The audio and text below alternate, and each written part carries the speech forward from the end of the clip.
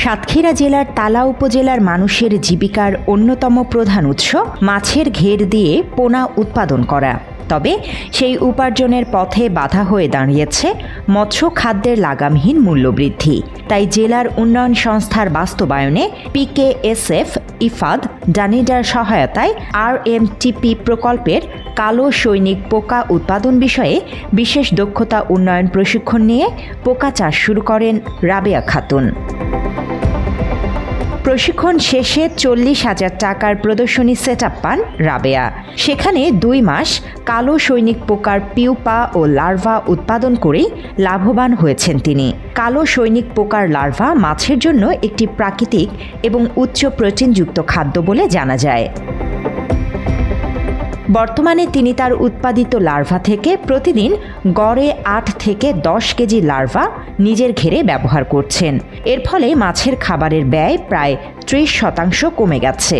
বাত ব্যথা, প্যারালাইসিস কিংবা আর্থ্রাইটিস, আধুনিক ফিজিওথেরাপি ও পুনর্বাসন চিকিৎসায় নির্ভরযোগ্য নাম DPRC। তাই তিনি এখন এলাকার একজন সফল মৎস্য খাদ্য উৎপাদক হিসেবে পরিচিতি পেয়েছেন। কালো সৈনিক পোকা এটা হচ্ছে মাছের খাবার।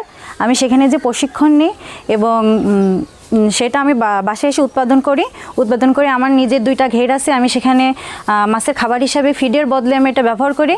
এটা ফিড থেকে অনেক উন্নত, কারণ হচ্ছে ফিড যেখানে আমার হচ্ছে 1 কেজি ফিড কিনতে প্রায় 50-60 টাকা লেগে যেত, কিন্তু আমি যদি কালো সৈনিক পোকা এটা ব্যবহার করে যদি আমি মাছরে দিই তাহলে দেখা গেলো এটা কেজি প্রতি 7 থেকে 8 টাকা এরকম পড়ে। এতে আমার হচ্ছে আর্থিক দিকটা অনেক উন্নতি হয়। এ বিষয়ে তালা উপজেলা সিনিয়র মৎস্য কর্মকর্তা তারিক ইনাম বলেন, মাছ চাষে বিকল্প প্রোটিনের উৎস হিসেবে কালো সৈনিক পোকা এখন বিশ্বব্যাপী জনপ্রিয় হচ্ছে।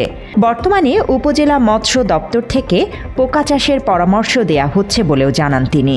কালো সৈনিক পোকা চাষ এবং মাছ চাষে এই পোকা খাদ্য হিসেবে ব্যবহার করা, আধা নিবিড় পদ্ধতিতে মাছ চাষে প্রোবায়োটিকের ব্যবহার, এর পাশাপাশি মাছ চাষে আইওটির ব্যবহার, এই কার্যক্রমগুলো করার ফলে তালা উপজেলায় মাছ চাষে এক ব্যাপক পরিবর্তনের সূচনা হয়েছে। রাবেয়া খাতুনকে অনুসরণ করে এলাকার অনেক ঘের চাষি এখন পোকা চাষের দিকে ঝুঁকছে বলে জানা যায়। Desk report, Bangla addition.